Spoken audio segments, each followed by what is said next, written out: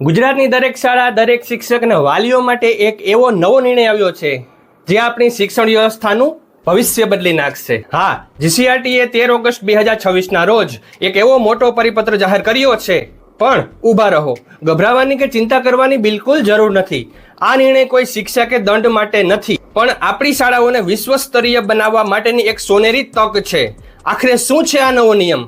શા માટે 17 ઓગસ્ટથી બધું બદલાવા જઈ રહ્યું છે? ચાલો જાણીએ આ વિડીયોમાં. આ પરિપત્ર છે SQAAF એટલે કે school quality assessment and assurance ફ્રેમવર્કના અમલીકરણ અંગેનો.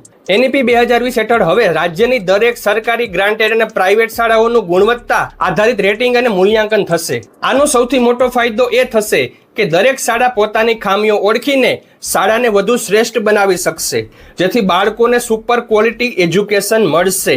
હવે સૌથી મોટો સવાલ કે આ પ્રક્રિયા ક્યારે અને કેવી રીતે થશે? નોંધ કરી લેજો આ 2 તારીખો. પહેલો તબક્કો છે સ્વમૂલ્યાંકન, જે 17 ઓગસ્ટ 2026 થી 31 ઓગસ્ટ 2026 સુધી ચાલશે, જેમાં શાળાઓએ પોતે પોતાનું એસેસમેન્ટ કરવાનું છે. અને બીજો તબક્કો છે વેરિફિકેશન, જે 8 સપ્ટેમ્બર 2026 થી શરૂ થશે. હવે અહીં એક રસપ્રદ સસ્પેન્સ છે. શું બધી શાળાઓમાં તપાસ અધિકારીશ્રીઓ આવશે? ના. પરિપત્ર મુજબ સ્વમૂલ્યાંકન થયેલી શાળાઓમાંથી માત્ર 33% શાળાઓમાં જ બાહ્ય મૂલ્યાંકનકારો દ્વારા વેરિફિકેશન કરવામાં આવશે. અને આ કામગીરીમાં તમને મદદ કરવા માટે દરેક જિલ્લામાં એકેડેમિક નોડલ ઓફિસરશ્રીની નિમણૂક પણ કરી દેવામાં આવી છે.